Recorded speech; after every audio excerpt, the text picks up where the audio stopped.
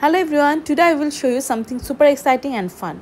So কিছুদিন আগে জিজা আইল্যান্ডে ছিল একটা বাচ্চাদের বেকিং এর ওয়ার্কশপ আর আমাদের বেবিরা খুবই মজা পেয়েছিল ওয়ার্কশপটা করে আর ওয়ার্কশপ শেষ করে ওরা চলে গেল আবার প্লে জোনে কারণ জিজা আইল্যান্ডে যাবে আর প্লে জোনে খেলবেন এটা হতেই পারে না।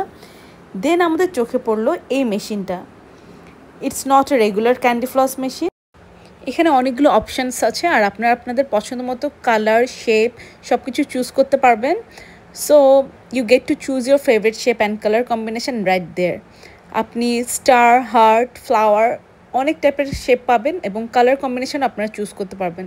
সো আমাদের এটা খুবই ইন্টারেস্টিং লেগেছিল আর সিরাত নিয়েছিল একটা ফ্লাওয়ার শেপ, খুবই সুন্দর কালার কম্বিনেশন ছিল। ওইটা চুজ করেছিল pink, yellow and blue and it was so beautiful আর খেতেও খুবই ইয়াম্মি ছিল, খুব ইন্টারেস্টিং লাগছিল আমাদের ব্যাপারটা। দেন সারা চুজ করেছিল একটা হার্ট শেপ আর ওর কম্বিনেশন ছিল পিঙ্ক অ্যান্ড ব্লু।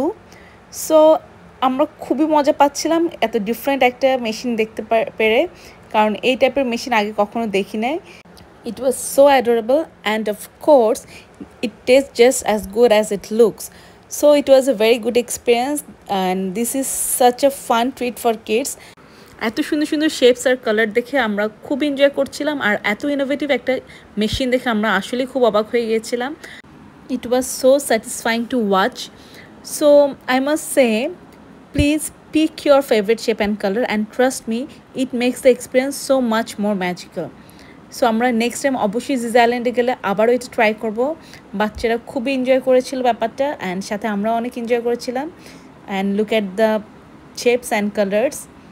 এটা ছিল সিরাতেরটা অ্যান্ড এটা ছিল শারারেরটা। So please try it.